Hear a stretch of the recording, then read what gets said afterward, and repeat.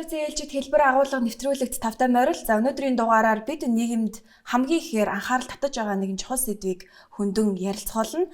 Тодруулах юм бол хүүхэд гэр бүл рүү чиглэсэн хүчирхийллийн асуудал, за түүний урьдчилан сэргийлтийн талаар онцолж эцэгчүүд болон олон нийтэд зөв мэдээллийг ойлголтыг хүргэх зорилготой байна.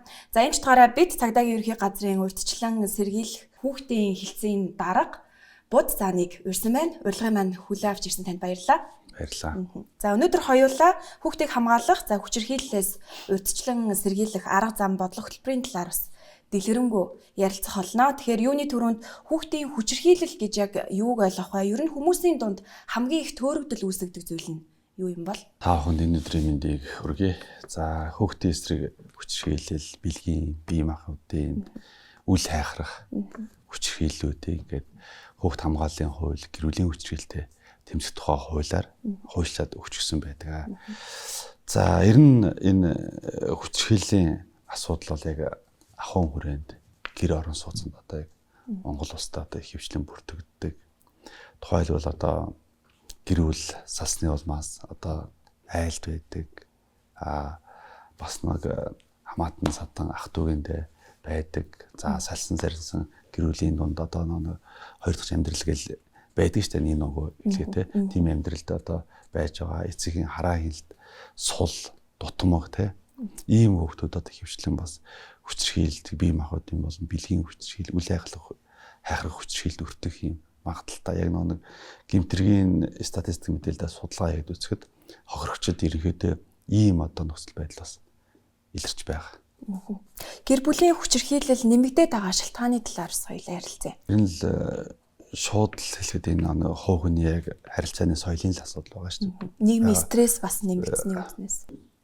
Гэр бүлийн хүчирхийлэлтэй тэмцэх тухай хуулийг Монгол улс анх 2004 онд баталсан. За 2015 онд шинжилсэн хариулгаар гэр бүлийн хүчирхийллийн хуулийг баталлаа. За үүнд одоо дөрвөн төрлийн хүчирхийллийг бэлгийн, бие махбодын, санхүүгийн, сэтгэл санааны гэдэг ингээд хүчирхийллийг ингээд хуульчаад өгчлөө. За ер нь ингээд нэг гэр бүлийн хүчирхийллийн дуудлага мэдээлэл жилд нэг цагдаагийн байгууллага 50 орчим мянган дуудлага мэдээлэл ирдэг.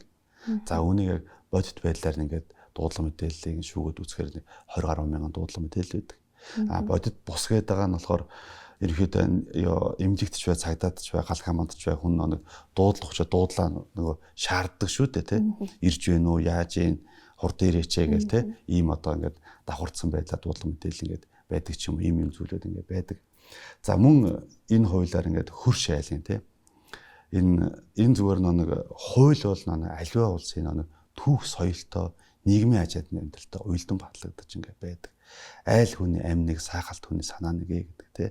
Айл хүн гэр бүлдээ үүсэж байгаа гэр бүлийн хамгаалах үүргийг хүлээж өгнө гэдэг бисогийг харуулж штэ. Сайхалт хүний санааныг гэдэг бол танаа гэрийн хажууд хүчирхийлэл үлдэгдээд байвал хүний эрх зүйчлэлд байвал та мэдээлээч хамгаалагч магадгүй таны хүүхэд магадгүй тэр хөршинчин хүүхэдтэй очиж гэр бүл болоо суучихыг ч үүсэхгүй шүү дээ. Ийм зүйл ингээд байдаг тий. Ялангуяа хөдөө орнууд ингээд энэ зүйл маш их ингээд байдаг. Тэгэхээр гэр бүлийн хүчирхийллийг одоо арилгах хамгийн гол хүчин зүйл бол хүчирхийллийг үл твчих нийгмийн хандлагыг төлөвшүүлэх. Нөгөө талдаа альва үүсэж байгаа зуршил маргааныг эвийн аргаар шийдвэрлэдэг. Ерөөсөө л ингээд асуудлыг ерөөсөө ингээд шийдвэрлэж чадахгүй. Тэгэхээр ерөнхийдөө хаана ингээд энэ хүчирхийллийг одоо арилгахын тулд хүн бүр хүүхдээ те миний хүүхэд ингээд одоо дэлхий бусдын хүүхэд одоо хинч биш байж болохгүй шүү дээ. Тэгэхээр хүүхдээ бусдын хүндлэг, хайрлах, тийм нинжийн сэтгэлтэй болгож өсгөх ийм зүйл байна. Зүгээр энгийн жишээ хэлэхэд Монгол улсад эмэгтэй хүүхэд ирнэ гэмт хэрэг үлдэх тохиол байхгүй байлаа шүү дээ. Одоо эмэгтэй хүүхэд үлдэж байгаа гэмт хэрэг 15% эмэгтэй хүүхэд үлдэж байна. Үеийнхээ хүүхдүүдийг зодож байна. Үеийнхээ охтуудыг банд нарыг зодож байгаа. Ийм зүйлүүд ингээд гарч ирж байгаа. Ийм зүйлүүд. Мэдээж бид нар эрэгтэй хүүхдээ төлөв төвшин байгаараа миний хөө эмэгтэй хүнд битгий гар хүрээрээ. Эмэгтэй хүнд хүндэтгэлтэй хандаараа гэдэг юм соёлыг одоо яаж штэ тий.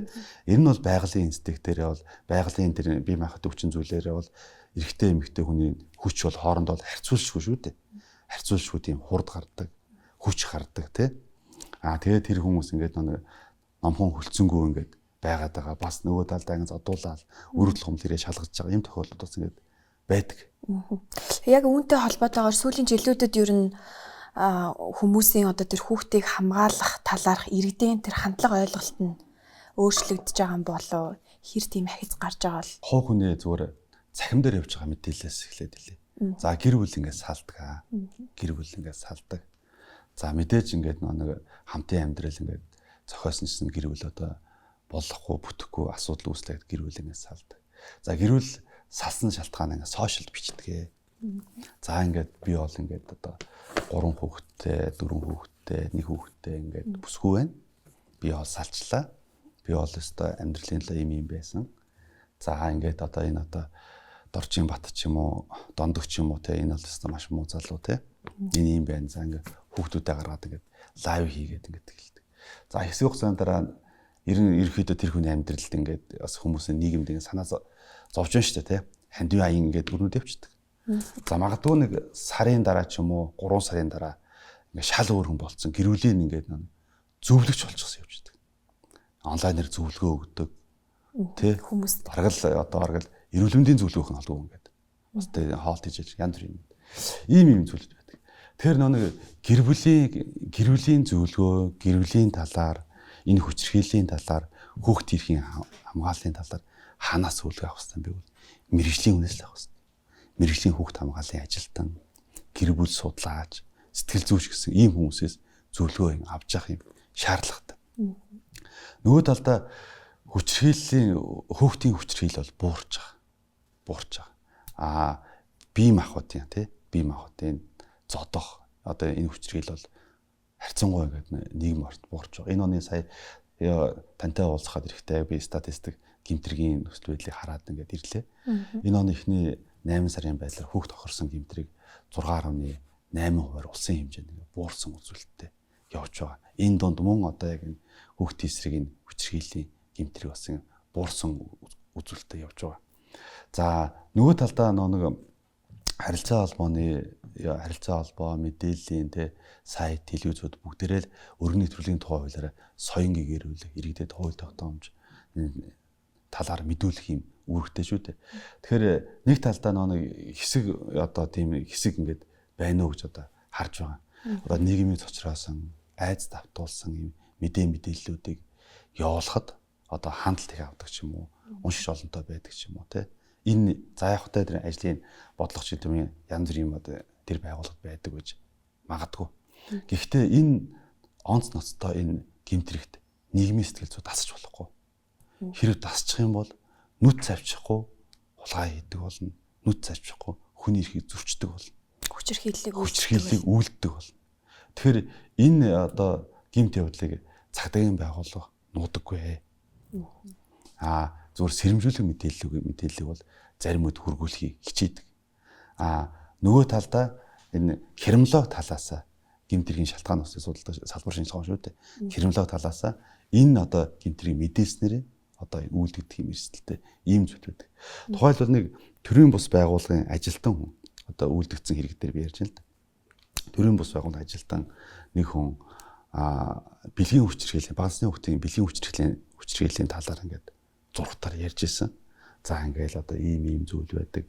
Эрэгтэй хүнд ийм байдаг, эмэгтэй хүнд ийм байдаг. Одоо ийм оршигтай гэл ярьж иж л дээ. За бид ингээд бэлгийн хүчирхийллийг ярихаас айлуулах зайлсхийдэг.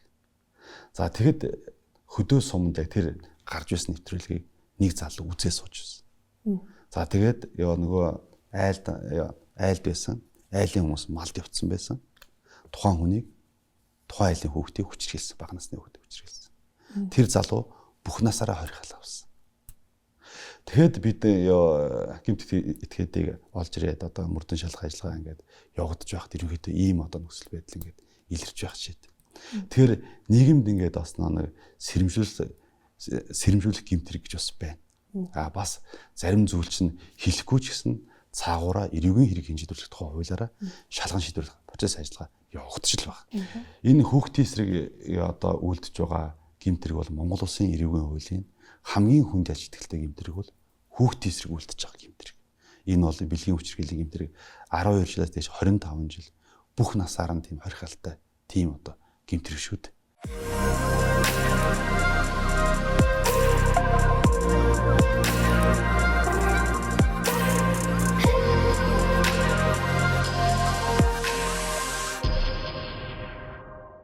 Хүүхдээ хүчирхийллээс урьдчилан сэргийлэхэд эцэгхийн үүрэг оролцоо бол маш чухал байдаг те. Ер нь хойд эгч вэ, хойд эцэгч вэ. Яг энэ чиглэл дээр цагдаагийн байгууллага ямар бодлого үйл ажиллагааг бас чиглүүлж хэрэгжүүлж ажилт юм бол эцгийн одоо үүрэг оролцоог ач холбогдлыг нэмэгдүүлэхийн тулд. За гэмтэргээс урьдчилан сэргийлэх тухай хуулинд болохоор одоо ерөнхий тусгай нэг бүрдсэн арга хэмжээг соён гэрэл арга хэмжээ хэрэгжүүлнэ гэдэг ингээд 5 төрлийн урьдчилан сэргийлэх ажлуудыг хийж байна л да. Нэг бүрдсэн ерөнхий тусгай соён гэрүүлэх хянан шийдвэрлэх те хэрэг шалган шийдвэрлэж байгаа ч гэсэн урьдчилан сэргийлэх ажил шүү дээ те. Тэгэхээр бид яг одоо энэ гэр бүл рүү чиглэсэн соён гэрүүлэх ажлыг эцгийн үүрэг хариуцлагыг нэмэгдүүлэх ийм зүйлийг одоо хийж байгаа. Сая хүүхдийн эрхийн асуудлаар хууль тогтоом сурчилж байна. Сургалт нөлөөллийн ажлуудыг хийж байна. Энэ чиглэлийн сургалтын төвүүд дээр хяналт шалгалтын ажлуудыг хийж байна. Цуслангууд дээр бид хяналт шалгалтын ажлуудыг хийж байна. Эцгийн яг үүрэг хариуцлагыг нэмэгдүүлэх альва ингээд гэр бүлд үүсэж байгаа зуршил маргааныг ярилцаж тэ гэр бүлийн өсөнд онцтой хүмүүсүүдийг хүчээр одоо ингээд та бүхэн авцараад нэг гэрт биелгаж байгаа шүү дээ. Эдгээр чинь ингээд сайн дөрөв үндсэн дээр Монгол Улсын гэр бүлийн тухай хуулийн 4-р зүйл зааснаар гэл ингээд гэр бүл болол биеиндээ үүрэг амлалт өгөөл ингээд явж байгаа шүү дээ тийм. Гэр бүлийн харилцаа үүсээд хүүхэд төрснөөс эхлээд хүүхдийн өмнө эцэгчүүд яг тэгш үүрэг хүлээдэг. За тэгэхээр ингээд нэг хараад байхад ингээд нэг эхнэр нь хөвчлэн одоо хүүхдээ харах. За тэгээд ийм зүйлүүд амьдралд ингээд байдаг шүү дээ. Гэхдээ хүүхдийн эрхийг хамгаалахад эцэг эхчүүд гэр бүлүүд ээж аавууд бүгд ингээд үүрэг хүлээждэг. Энэ үүнээс гадна төрийн байгууллага албан тушаалтан бүх хүмүүс хүүхдийн өмнө энэ хуулиар ингээд үүрэг хүлээж гисэн. Харин энэ хуулиар одоо хүлээсэн эрхийг одоо хүүхдүүд хэрхэн эдлэж одоо өсхийг насан турш хүмүүс биднээс шалтгаалж байгаа. Тэгээ эргээд бид нэр ингээд яг нэг хэрэг дээр ингээд Кремлёв судлаа ингээд үзэхэр хүүхдийн эрхийг ингээд зөрчсөн гэмтэргийн 82% нь насан турш хүн үлдэж байгаа. Хүүхдийн эсрэг. Энэ айгүй тийм ичмэр тал да. Одоо шинэ нэг хүүхд ингээл аль болох сайн сургууль сурах гээл одоо нэг болж байгаа хамран сургууль биш одоо өөр сургууль руу шилжүүлчих гээл одоо нэг ах эгчтэй хамт ч юм уу те өглөө явахт нь одоо шинэ ах нь хөтлөөд өгдөг ч юм их чинь те ингээл яачих гээл янз бүрийн байдлаар яаж аваад үзэж байна шүү дээ. Тэгэхээр хүүхд ингээд 2 3 дугаар ангид ороод нэг бие даагаал хичээлдээ явж эхэлж байгаа.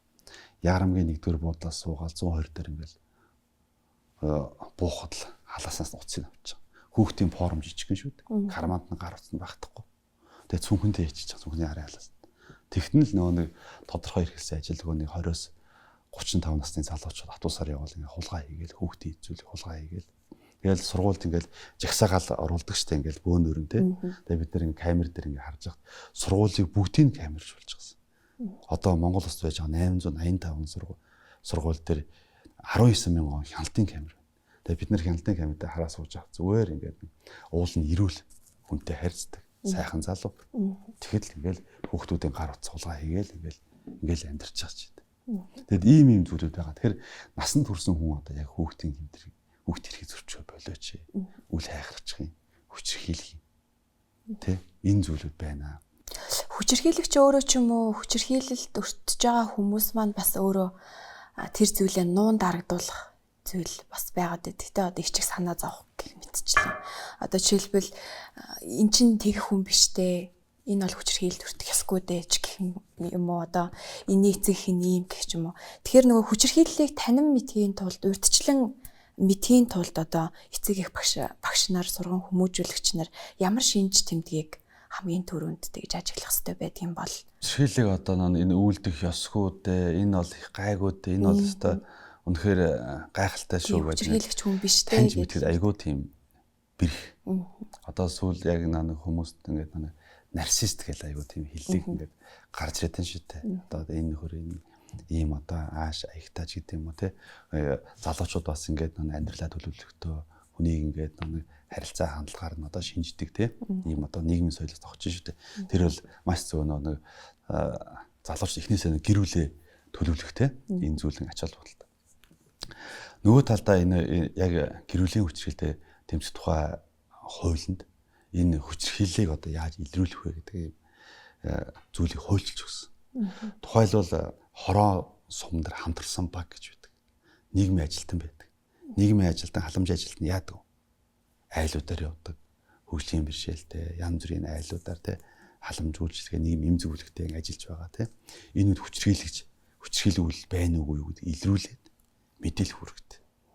За хоёрдугаар нь сургуулийн одоо нийгмийн ажилтан багш эцэг ихийн одоо хараан суул одоо янз бүрийн байдал багшд ингээд ажиллаж байгаа.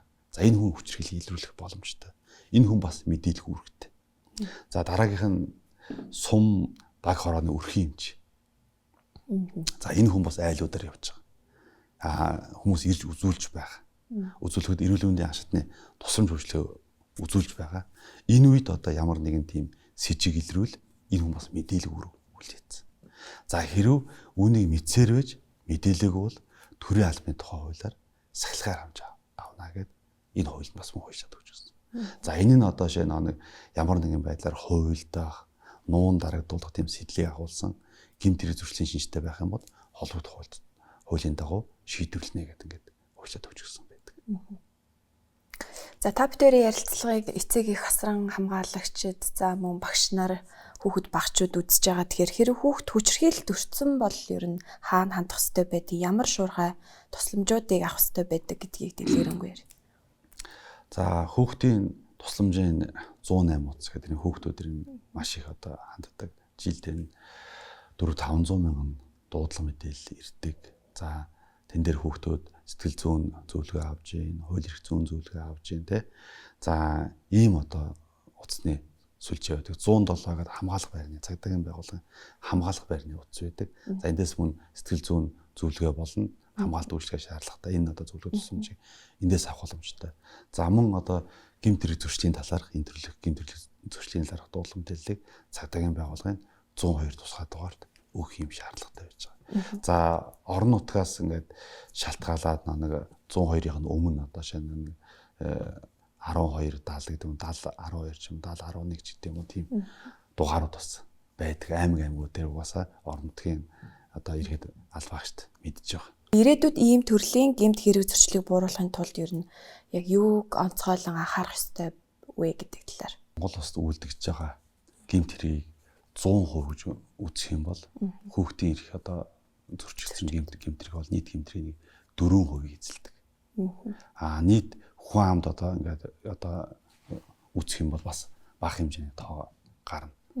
За тэгэхээр энэ одоо хүүхдийн эрх зөрчиж байгаа хэрэг бол ердөө 4 төрлийн хэрэг бол нийт гэмт хэргийн 80% эзэлж байгаа. За нэг нь зам тээврийн ослын гэмт хэрэг. Энэ дээр бол маш онцгой анхаарах хэрэгтэй. Хүүхэд ингээд амнасаа алдчихээн. Хөгжлийн бэрхшээлтэй болж үлдээд байгаа. Өнөөдөр ингээд нэг жилд Монгол улсад нэг 50-аас 80 мянган хүүхэд төрж байна л да. Жилд дунджаар. Тэгэд ерөнхий боловсролын 1-р ингээд орж байгаа хүүхдээр л тоолъё л да. Тэгэхээр одоо нэг энэ хүүхдээр ингээд тоолоод үзэхээр нэг 55 мянга ч юм уу дунджаар тийм хүүхд ороод байна шүү дээ. Тэр 4 мянган хүүхд хайцсан байдаг асуудал байна шүү дээ. Тэр хүмүүс хөгжлийн бэрхшээлтэй болж байна. За тэгээд ямар нэг эрүүл мэндийн дэм шалтгаанууд байж гин те. Зам тээврийн ослоор ингээд нас барж байгаа. Ийм зүйлүүд ингээд байж байгаа. Тэгэхээр нэг хүүхдийн амнаас эрүүл мэндийг хамгаална гэдэг бол төрийн байгууллага алхам тушаалтны бүх хүний үүрэг. Гэр бүлдэх хүүхд хамгаална гэдэг бол эцэг эхчүүдийн үүрэг. Тэр аавынхаа машинд суугаад явахдаа би энэ машин өхнэ гэж удаа суухаагүй шүү дээ. Би энд эмээ өвдөө очино. Гэртээ харин нэг сууж байгаа шүү. Тэр хооронд л тэр нөхөр хурд хэтрүүл нэг бол гарцаар гараа явж байгаа хүүхдүүдийг яаж байгаа. Бид ингээд нэг хүүхдүүдийг ингээд гэрэлтүүлэх гэдэг бага насны хүүхдүүдийг ингээд сургуулийн аюулгүй стандартын дагуу сургуулийн гадна орчныг тогтжуулаад хүүхдийн сургуулийн ханцуу хантаазан дээр гэрэлтүүлэгч одоо хантаа зүйлгээ те энэ зүйлүүд ингээд хийж байгаа.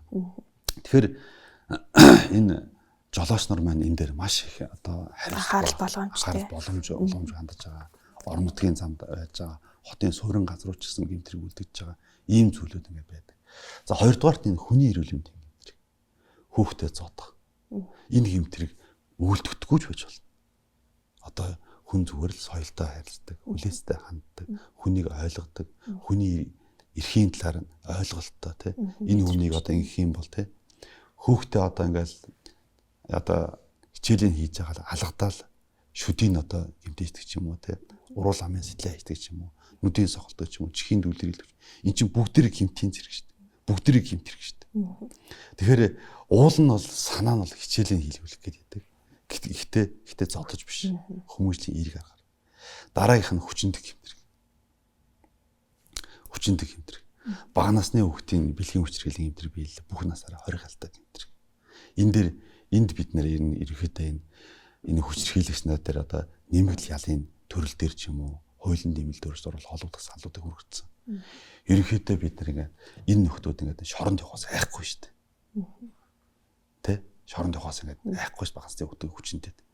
За энэ хүмүүс юунаас айж байгаа юм бэ гэвэл нэр хүндээ алдахаас айж байна. Айж байна гэдэг юм сэтгэл судлаачийн төгөлд нь харагдсан. Тэгэхээр бид нар энэ хүмүүсийг ерөөсө зургатан зарладаг болтой олон нийтэд. Зарладаг байвал энэ одоо үүнийг одоо хуульчлах, холбогдох судалгааны ажлууд хийгдээд холбогдох газрууд нь хүрэгдсэн. За тэгвэл одоо шинэ Доржийн бат 14 настай хүүхдээ хүчинцээ гэд ингээд зургатаа нэгээс сайт тавьчихлаа. Тэгвэл харин урдсан зэрэг хамгаалах. Тэгэхээр гэр бүлдээ хүчрхийлэл өртөд байгаа энэ гэмтрэг бол тухайн гэр бүлийн эцэг эхийн хүүхдээ аюулгүй орчинд амьдруулах тийм үүрэг нь багхгүй. Энэ зүйл. За дараа нь хулгайн гэмтрэг. Хүүхдээ халаасанд юу л вэ гэж дээ. Нэг одоо ээж аав нь авч үс нэг гар утсал байгаа шүү дээ. Тэрнийг бити ингээ хулгай хийчихэд байгаа чи. Нас бий төрсэн хуруугаар нь ажилдаг эрүүл ухаантай юм бол ажил хийгээч. Жил 500 хүүхэд хулгаад гар утсаа алдаж байгаа. Зүгээр л автобусанд явж байгаа л сургууль руугаа ингээ хөтөлцөөл ангидаа орох оронд л ингээл бид бүх сургуулиудыг камерж болсон. Бүх автобусуудыг камерж болсон. Одоо бүр ингээд энэ гэмтрийг буурахгүй бол зургатаа нь одоо олон нийт мэдээлэх зур аргагүй. За бид ингээд халаасны хулгайн гэмтрэгтэй тэмцэх чиглэлээр хит хитийн бүлгүүдийг ингээд барьсан. За тэр бүлгүүдээс одоо ингээд нэг шоронд ялилж байгаа хүмүүс бас би олон үйлдэлтэй. Гадуур байгаа нөхдүүд баригдаагүй. Үйл холбогдол нь нотлогдоогүй гэдэг тийм. Ийм нөхдүүд бас ингээд гадуур хулгай хийж байгаа юм байгаа. Тэгэхээр одоо нийтийн тээврээр зорчиж байгаа бол энэ дээр нэцэг хчүүд одоо цүнхний цаана хийж үдэм яа гэм мэдээж утсаар яриад автобус ирэнгүүт нь тэрлөө нэг цүнхнийхаа нэг халаас руу шургуулаад гүйж байгаа байхгүй. Сандарсан даадлаа. Тий. Тэгээд ийм зүйл байна. Тий. Эдгээр дөрвөн төрлийн гэмтрийг Монгол улсад буурахад хүүхдийн гэмтрийг 80% хүүхд тохирсон гэмтрийг. Тэгэхээр энэ рүү чиглэсэн бид халаасны хулгай дээр арга хэмжээ зохион байгуулж байна. Хүний эрүүл мэнд дээр хүүхдийн эрхийн сургуульд эцэг рүү чиглэсэн юм сургалт нөлөөллийн ажлуудыг хийж байна. За мөн одоо бусад төрлийн хэрэгүүд дээр энэ цуслангууд янз бүрийн одоо шинэ 2018 онд хөл бөмбөг одоо тоглох гэж сургуулийн хөлбөмбөгийн талбай дээр зогсож байгаад одоо нэг штанганд цохолоод насаас харамсалтай гэмтрэг үйлдэгдсэн. Тэгэхээр сургуулийн юм эрсдлийн орчинд тий сургууль өөр аюулгүй стандарт. Гудамж талбай стандарт. Тэ хотогчуулах юм. За тэгэхээр энэ стандарт бүгдээрээ ингээд мөрдөгдөж байх хэрэгтэй.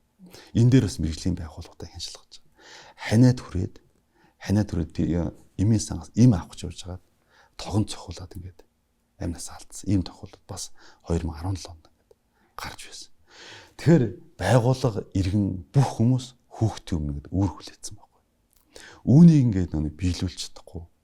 Ийм зүйлүүд байдаг. Тэгэхээр мэдээж энэ хүүхд гэдэг бол Монгол улсын ирээдүй болсон. Бидэнд одоо ингээд бидний амьдрал аз жаргал нэмэгдүүлж байдаг. Бидний үргэлжил болсон, удам ухсаа болсон тийм.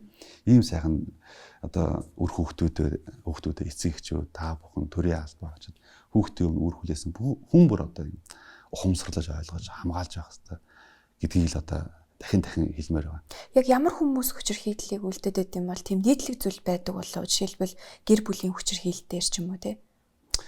Гэхдээ яг тэгээд янз бүрийн судалгаа байдаг хүчирхийлэл үлддэг хүн бол намхан тийм бор арьстай ийм хүмүүс хүчирхийлэл үлдэж байна. Үгүй шүү дээ. Янз бүрийн хүмүүс үлдэж байна. Янз бүрийн тийм одоо хүнээс одоо ингээд мэдээж ингээд хүчирхийлэл үлдсэн хүмүүсүүд дээр бид нэр ингээд 20 газар очиод ингээд уулздаг л та. Тэнд тэгээ бүгд жижиг хүмүүс байхгүй байлээ. Янз бүрийн хүмүүс байлээ. Янз бүрийн тийм аашаа ихтэй хүмүүс байлээ. Тэгэхээр энэ нэг хүчирхийлэл үлдэж байгаа зүйл нь болохоор ерөнхийдөө нэг гэр бүлийн суурь хүмүүжил. Мэдлэг боловсрол яах вэ? Ажилд ороход ажлын дадлагад туршлах те. Одоо энэ байшинг барина гэсэн нь заавал инженер хүн барих хэрэгтэй тийм үү? Тэгэхэд хүнийг одоо нийгэмд илтгэж байгаа, гэр бүлд хүнийг одоо харуулж байгаа тэр зүйл бол ерөөсөө тийм гэр бүлийн хүмүүжил байдаг. Гэр бүлийн хүмүүжил соёл байдаг. Хэрвээ тэнд л хүмүүжлийн сайн дархлаатай хүн болол өсчихөд л тэр хүн өндөрч байна, амханч байна, хинч байсан, дарагч байна, цэрэгч байна. Гэр бүлдээ хариуцлагатай ээж, аав байгаад явчих юм боломжтой зүйл.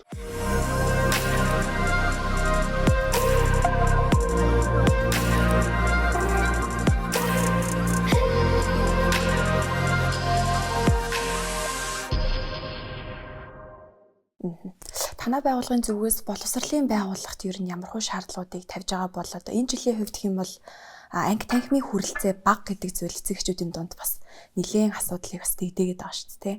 Анги танхимын хүрэлцээ бага учраас түрээсийн байранд хүүхдүүд олноороо бас стандарт хангаагүй байранд хичээл боловсролыг олгож байгаа. Үүнээс болоод одоо ямарваа нэгэн хүүхд бэртэх гэмтэх асуудлууд бас гарч байгаа гэдэг дээр. Хуулийн 23 дугаар зүйл дээр боловсролын байгууллага сургалтын үйл ажиллагаа явуулж байгаа байгууллага боловсролын орчинд хүүхдийн эрх аюулгүй байдлыг хангах төлөвлөгөө бодлого боловсролын хэрэгжүүлнэ гэж заагаад өгсөн. Энэ хуультай. За тэгсэн чинь боловсролын орчинд гэмтрэг өсөж байна. Хүүхд эд зүйлээ алдаж байна. Дээрлэлд дөртөж байна. Гадуурхагдаж байна. Тэ? Хүчирхийлэлд дөртөж байгаа. За ийм гэмтрэг үлдэгдлээ. За тэнгуут нь би сургуулийн захиралтад мэдээлэл явуулж байгаа. Гэмтрээс урьдсан зэрэглэж чиглэлээр. Танаа сургуулийн орчинд сургуулийн аюулгүй бүстэй сургуулийн бүсэд энэ жил 10 гэмтрэг үлдэглээ. Та ямар одоо ажил зохион байгуулалт захирал руу мэдээлэл бичиж байгаа. За мэдээлэл бичингүүт нь захирал нь мэдээж нэг ийм ажил зохион байгуулалт хариу хичээд над руу ирүүлж байгаа л да. Ирүүлэнгүүт нь би очиж мэдээллийн мөрөөр очиж шалгалт хийчихэж байгаа. Тэнгүүт нөгөө бичсэн зүйл нь одоо хийгээгүй зүйлээ хийсэн гэж бичсэн. Нэг дөнгөж одоо эхэлж байгаа ажиллаа болж байгаа мэтэр гэж бичсэн. Ингээ хэлбэрийн төдий ингээд хүүхд хамгааллын ажил боловсролын орчинд ингээд байж байгаа ийм зүйл ажиллагдсан. Хэд хэдэн сургуулиуд дээр шалгалт хийх үзэгд. Тэнгүүт нь шалгалт хийж за энэ мэдээллийн мөрөөр арга хэмжээ тооцох санал нь зөрчлийн үйлд байж байгаа. Хэд хэдэн захирлыг зөрчлийн үйлээр торгосон. Та гэмтрийг зөрчлийн үйлдэгдсэн шалтгаан нүслийг арилгах чиглэлээр арга хэмжээ хэрэгжүүлээгүй байна. Харин эн чинь өөрөө боловсролын орчинд хүүхд хамгааллын үйл ажиллагаатай хэрэгжүүлж чадахгүй. Эсвэл сул хэрэгжүүлж байна. Үүнээс болоод гэмтрийг үлдэх ийм шалтгаан болж байна гэдэг ийм зүйл байна. Энэ нэг хамран сурах сургууль биш, хувийн сургууль бол хаанаас хамаагүй хүмүүс авч ин шүү дээ. Энэ бол ер нь төгжрлийн бас нэг тийм суурь шалтгаан болж байгаа. Энэ хувийн одоо 100 гаруй сургуулиудад хүүхдээ зөөж тий хідүүн нэг сургууль хідүүн дүүргээс нөгөө дүүр 2000 3000 тий хид хідэн дүүрэг алгасаж хүүхдээ зөөж байгаа ингэж байгаа. За нэг юм болоо. За мэдээж хүүхдийнхээ сурч боловсрох эрхийг нь хангаж байгаа нэг одоо хэлбэр тийм үү. За гэхдээ энэ хувийн сургуулиуд сургуулийн аюулгүй стандартыг мөрдүүлэхгүй байна. Сургуулийн гадна нэг талбай байдаг шүү дээ. Хүүхдэд жагсаж ордог. Тэр нь машины зогсоол. Тэр ирнэ хүүхд жагсаж орох гадна талбай юм машины зогсоол юм. Тэ? Энэ стандартаар болсон юм болов.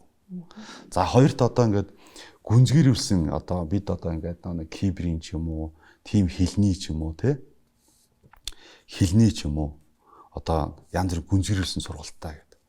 Боловсролын ерөнхий хуулиараа энэ хүмүүс одоо судалгын хичээлүүдийг судалж байгаа зүйл дээр боловсролын байгууллагын үнэлгээний хороо, үнэлгээний газрын хяналт тавьдгийн шиг үлээ. За бид энэ босрлын одоо тухай хуулийн одоо суурь хичээлүүдээр гэмт хэрэгээс урьдчилан сэргийлэх хичээлүүдийг хүүхдийн агуулгад ингээд хүүхдийн судлах хичээлүүд оруулж өгч байгаа. За энэ болохоор одоо мэдээж нэг сурах бичиг нэг хэвлэгдэн энэ төр гэж жоохон ажууд байдаг шүү дээ тийм. Энийг оруулаад өгсөн. Энэ хичээлүүдийг судалж байгаа юм уу? Сургуулиуд камержуулагдсан уу? За нөгөө талдаа хүүхд хамгааллын бодлогыг хэрэгжүүлж байгаа юу? За нөгөө талдаа аюулгүй стандарт нь мөрдөгдсөн үү? Гэдгийг дээр хангаж байна уу? За мөн одоо эндээс сургуулиуд дээр, хувийн сургуулиуд дээр маш их одоо гарч байгаа мэдээлэл ирж байгаа энэ зүйлүүд байдаг. Энэ болохоор сургуулийн орчинд гэмт хэрэг үлдэж байгаа. Сургуулийн нэр төр. Эдгээр босрлын үйлчлэг үзүүлж байгаа чинь нөгөө талаа бизнес эрхэлж байгаа хүмүүс шүү дээ. Хүүхдээс төлбөр авч байгаа. Өндөр төлбөр авч байгаа. Тэгэхээр нэг ямар нэгэн гэмтрийг гарлаа их сургуулийн нэр хүндэд одоо муу интерч гэдэг юм уу те тэнд нь дарах ийм байдал байна уу гэдэг зүйл дээр бид нэр шалгалт хийж байна. Эхэлж байгаа. Үүний шалгалтын дүн бий бол одоо хэд хэдэн сургуулиуд дээр зөвхөн одоо шинэ нэг сургуулийн одоо хичээлийн одоо энэ зүйлийн чиглэлийн үйл ажиллагаа шалгаад олон нийтэд мэдээлэл хувийн сургууль ийм байна гэвэл өрөөсгөл ойлголт те энэ шалгалтыг бид тодорхой нэг 30-аас 40% нь шалгалтыг хийж байгаа нэгдсэн дүнгийн би бас танилцуулах шаардлагатай гэж үзвэл шалгалтаар ноцлоо зөвчл идэрх юм бол босрлын яамруу одоо холбогдох тусгай зөвлөлийн хүчингү болох сургуулийг хаалгуулах хүртэл арга хэмжээ авахулна гэсэн тийм одоо юутай өдөр томчингээр босрлогдоод зарим сургуультай шалгалтыг хийгдэж явж байгаа. Сүүлийн үед захим орчинд үе тэнгийн дээрлэхэлтэд өртөж байна гэсэн мэдээллүүд бас маш их харагдаж байна л да. Үе тэнгийн дээрлэхэлтийг бууруулахын тулд цагдаагийн байгууллагаас ер нь ямар алхмуудыг хийж байгаа вэ? Үе тэнгийн хүүхдүүдийн нөлөө гэдэг бол аюул тийм чухал байдаг. Үе тэнгийн гадуурхалтад өртөөд хүүхэд одоо хүүхд хичээлдээ сурах, хөтөлбөр болох, өөр сургууль шилжин сурах ч юм уу те янз бүрийн юм асуудал байна. За энэ дээр нэгдүгээр бид хэн шалгалтуудыг маш сайн хийж байгаа. Манай цагдаагийн байгууллагын хүүхдийн мэргэжилтийн сургуулиуд дээр явж уулзалт, сургалт те санал асуулга, хүсэлт, нэргүй захиа энэ дэрийг нилээдгүй авдаг. Энэ зүйлүүдийг хийж байгаа. За илэрч байгаа хэлбэрээр болохоор хоёр хэлбэрээр илэрч байгаа. Бие махбод нь одоо гим орчруулга, нөгөө талд нь алтар нэрхэнд нь алдаг цахим хэлбэрээр үлдэж байгаа. Ийм зүйл байна. За тэр босрлын байгууллага өөрөө яг энэ дээрлэлтээс урьдчилан сэргийлэх энэ чиглэлийн ажлууд бас хийж байгаа юм үүрэгтэй. Тэгэхээр яг энэ чиглэлийн ажлуудыг босрлын байгууллагатай хамтраад үе шатаар хэрэгжүүлээд явж байгаа. За яг энтэй холбоотоор яг нэг ерхий босрлын сургуулиуд дээр бас энэ зүйлүүд бас мэдээлдэггүй өнгөрөөх барих ийм зүйл байдаг. За ерөнхийдөө нэг 10-20 жилийн өмнө болохоор нэг сургуулийн нэг одоо нэг атман гэдэг юм одоо нэг хүүхдүүд тийм булан зогссон хүүхдүүдийг ингээл дуудаал дэлгүүрээс ундаа аваад тэр тийгээд их ингээд те нэг авч өгсдөө ч юм шиг нэг авч өгөх ёсгүй ч юм шиг те одоо энэ зүйл нь цахим руу орчиж байгаа. Тэр хүүхдүүд янз бүрийн тийм группүүд үүсгээд групптэй нэг хүүхдийн одоо жоохон биер хүүч гэдэг юм уу эсвэл жижигхэн ч гэдэг юм уу хаарч гэдэг юм борч гэдэг юм уу те царайц янз бүрийн байдлаар нь ялварлан гадуурхах доромжлох ийм хэлбэрүүд ингэ үүсэж байгаа. За энэ зүйлийг бид нэр яг зөрчлийн хуулиар ингээд зөрчлээд ингээд холбогдох одоо шалган шийдвэрлэх ажиллагаануудыг цаг алгүй явуулаад сургууль дээр сургууль төлөвлөлийн ажлуудыг хийх, эцэг эхчүүдтэй уулзах, сургуулийн өдрөлгүүд мэдгэж шаардлага өгөх, соёл хүмүүжлийн ажил хийх энэ зүйлүүд ингээд хийгдээд явж байгаа. Үе тэнгийн дээрлэлтийн яг тэр золиос олж байгаа хүүхдүүд хэдийн орчим хүүхэд яг тийм зүйлд өртөж байгаа л статистик том мэдээлэл байгаа болов уу? Бага. За яг одоо шинэ нэг жилд нэг 400 орчим хүүхдээ хүний эрүүл мэндийн гэмтрэг зөрчлийн улмаас одоо гэмтрийн улмаас ингээд цагдаагийн байгууллага холбогдсон шалгадаг. Үүний нэг 20 орчим хувь нь үе тэнгийн дээрлэлтэй улмаас одоо үе тэнгийн хүүхдүүдтэй одоо ямар нэгэн байдлаар гадуурхсан, задуулсан ийм одоо гэмтрийг ингээд бүртгэдэг шалгадаг. За яг одоо нөгөө цахим хэлбэрээр одоо дээрлэгсэн, алдар нэрхэнд халдсан тийм ийм зөрчил бол жилд бол 300 орчим зөрчил цагдаагийн байгууллага бүртгэдэг ингээд шалгадаг. Хүүхд хүмүүжлийн маш олон тийм YouTube-ийн бичлэгүүд байна. Сэтгэл судлаачдын судлаач нар энэ одоо хийсэн судалгаанд байна. Хүүхд хамгааллын ажилтнуудын судалгаа байна. Бүр кино байна. Олон ингээд ийм сериалууд бас ингээд бас бодит байдлаар ингээд гараад ирчихсэн ийм зүйлүүд байна. Цахим орчинд ялангуяа охтууд те гин цайлган одоо цагаан тэр нэг сэтгэлдээ хөтлөгдөөд танихгүй хүмүүстэй чаатлах ч юм уу, нүцгэн зураг явуулах ч юм уу, ийм одоо золиосууд гараад байдаг. Яг энэ тал дээр хууль эрх зүйн орчны хувьд манай Монгол улсад ямар байд юм бол? Янз бүрийн нөхдүүд байна цахим орчинд. Гаж донтой, хөөгтүүд рүү юм бичдэг, тийм фидафил. Тийм одоо эмгэгтэй тийм нөхдүүд байна. Шууд ингэ хэлэхэд та ерэн бага насны хөөгт рүү тийм мессеж бичээд бэлгийн өчрөд үлдсэн бол та бүх насаараа хорих ял шийтгэлтэй шүлэгдэх хэлий. Энийг бол ерөөсө хамгийн багадаа та 12 жилийн ял аав. Ерөөсөө л. За магадгүй бид нар одоо тэр хууль эрх зүйн орчинд одоо нэмэгдүүлж зурулах санал номыг хүргэжлээ. За энэ рүү батлагдах юм бол зургатаа чинь одоо олон нийтэд ингээд зарладаг болно гэдэг зүйл. За мэдээж энэ дээр нэг цахим деген шүүмж явж илээ. Ингээд шалгаж явах явцтай ч юм уу хүний эрхийг ингээд зургийн тавиад мэдээллийн ингээд зөрчөвдөө, хүний эрхийг зөрчөвдөө энэ бол тийхгүй шүүхээр гин буруудан тогтоогдсон тохиолдолд энэ одоо зарлан мэдээлэл энэ зүйл явагдана гэдэг. Зөвхөн одоо өвчин төгөөнтрийн хохирогч нь аль ч хүйсийн хүн байж болно шүү дээ. Одоо сүүлүүд эрэгтэй хүүхд бас энд хохирох зүйлүүд бас нэмэгдэж байна. Тэгэхээр таны хүүхдүүдрийн гац донтоо нөхдөд янз бүрийн мессеж бичээд байна. Ийм одоо янз бүрийн тийм гац нөхдүүд дээр одоо яг одоо манай цагдаагийн ерхий газрын эргэн сайдын хаалмад яг энэ чиглийн мэрэгжлийн хүмүүс ажиллаж байгаа.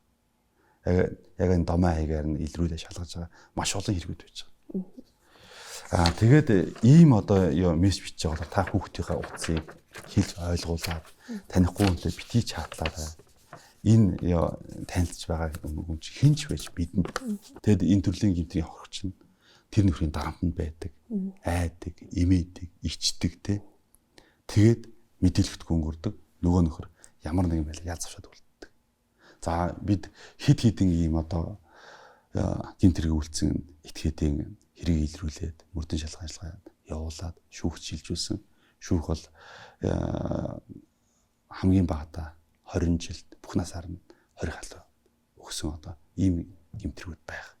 Та бүхэн ярилцлагын цаг дуусч байна. Тэгэхээр сүүлийн асуулт энэ асуултыг одоо асуухаас өөр аргагүй байна. Тэгэхээр та бас түрүү өөрөө хэлсэн одоо сүүлийн цахим орчинд 2 настай хүүхдийг одоо машин бохирдуулсан гэдэг зүйлээс бодлоод одоо амь насыг нь хохироосон ийм асуудал гарсан. Энэ хэрэг дээр одоо шалган шийдвэрлэх ажиллагаа ямар хэрэг яаж явж байгаа вэ? Энэ талаар та бас бидэнд мэдээлэл өгөх боломжтой. Хэрэгт шалгаж байгаа сэжигтний одоо цагдаа хоёр тасны зэрэг аргамж авсан.